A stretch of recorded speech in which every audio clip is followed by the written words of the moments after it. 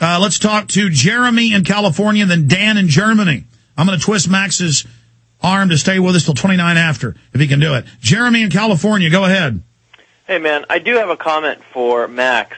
Actually, a question, and I have a comment for you. I'm a .TV subscriber and have been for years. And I have to say that yesterday, your conversation with Steve Quayle and taking it back to the spring, I have to say that you really have been painting things with wide swaths so that you can say that you called something. And, you know, the broadcast you did back in the spring where you had your special Saturday broadcast, you literally changed directions in the course of less than a week. Yesterday you were on Coast to Coast, and you changed your opinion last night in less than 12 hours with Nori. You said, well, I think it could be a big hoax. And then 12 hours before that, you're on with Steve Quayle, and you guys are saying that it looks like it's 80% that this is the real thing. And I mean, No, wait a minute. Stop. Put him on hold. Okay, we have a guest on. That's why I said it was on this issue, but I will address this. I do a radio show, a TV show. What I've said is on record. So it's not like I came in the start of the year in January and February and March and said, I believe they're going to try some flu thing, whether it's a hoax or not, as their cover. Then it happened in January. Then I got the level 6 document. People didn't believe it. Then it was proven mainstream news to be real. The MIAC report, the clergy response teams, all the stuff we break. And I said they're moving big on this, whether it's a hoax or whether it's not.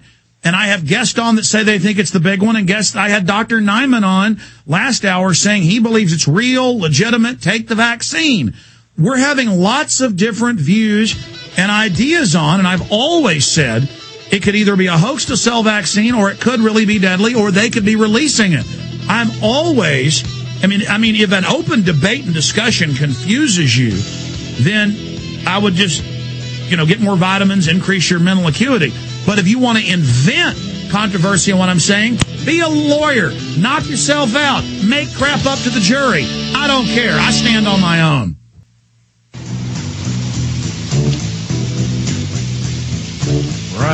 We're definitely riding the storm. The only prediction I made was that we were going to have serious flu hysteria of one way or the other on March 5th on this show. Then I went on air during the flu situation and said it could be big, could be real, had different guests on. I'm not the one that created the hysteria in Mexico and here. There's been a psyop that's tried to claim that. Good. Send me more listeners. It just makes me bigger. People actually find out what I'm covering, not what people say. And yeah, I went on Coast to Coast last night and I said, could be real, could be not be a big deal. I know they're using it as a police state takeover. Then I had Dr. Nyman on last hour saying he thinks it's real. And I was arguing with him, hoping it's not real. What I know is real is the government's using this for control. You got 30 seconds, Jeremy, because I want to take some more calls from Max Keiser. Go ahead, Jeremy. Thanks, man. I do want to ask Keiser a quick question, but let me just say to you that the reason that I pointed that out, Alex, is that because painting it with a wide swath allows you to say in retrospect that you called it. And that's why I think it diminishes. All right, listen, that's enough. Put him on hold. Listen, I did call 9/11 specifically. I did call all these big events. I know what I'm talking about. I did 3 years ago say they were going to implode the stock market and do all this. I'm done talking to you. Ask your question of Keiser, okay? You're just jealous of the show like so many other neurotic people. I'm trying to save this country. I'm for real. If you want to manufacture crap about me, knock yourself out. You got 10 seconds to ask Keiser a question. Thanks. Keiser, Arianna Huffington is definitely an appendage of the White House machine. And what are you doing participating in a known disinfo website? Okay, there you go. This is a guy who's got an ego trip for himself. Max is judged by his fruits.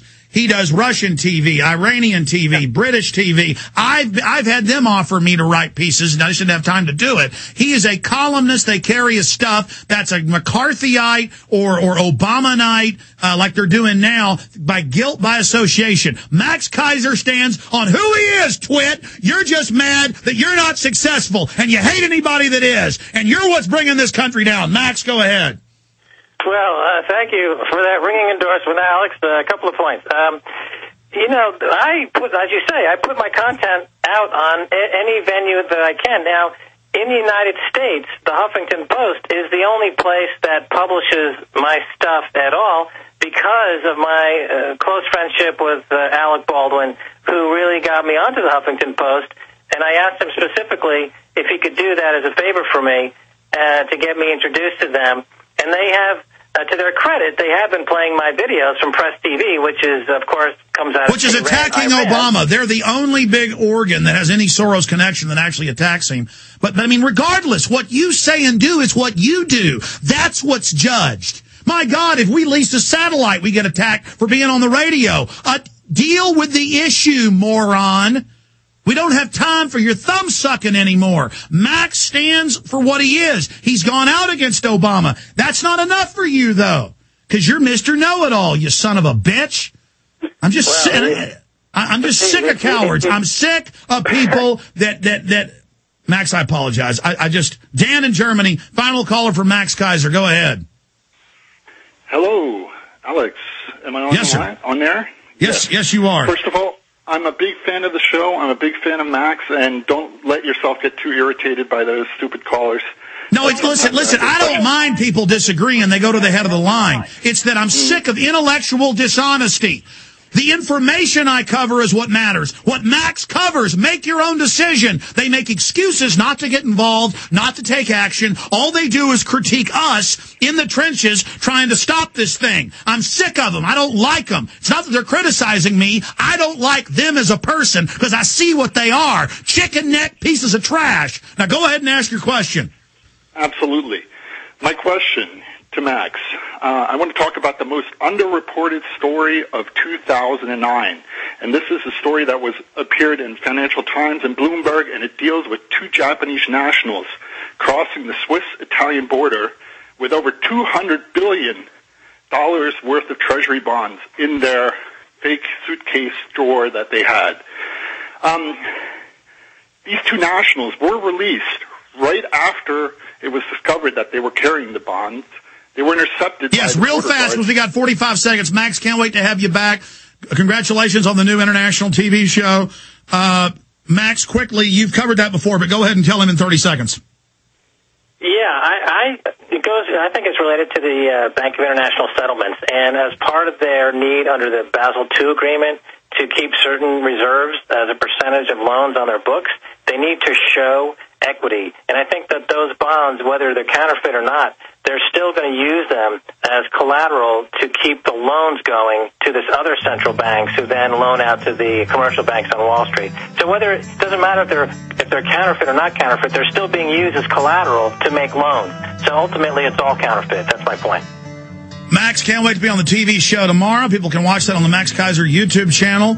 And can't wait to see your new Russia Today show and all the other programs. You're doing a great job. Let me say bye to you here during the break. Stay with us, ladies and gentlemen, including the chicken neck out there.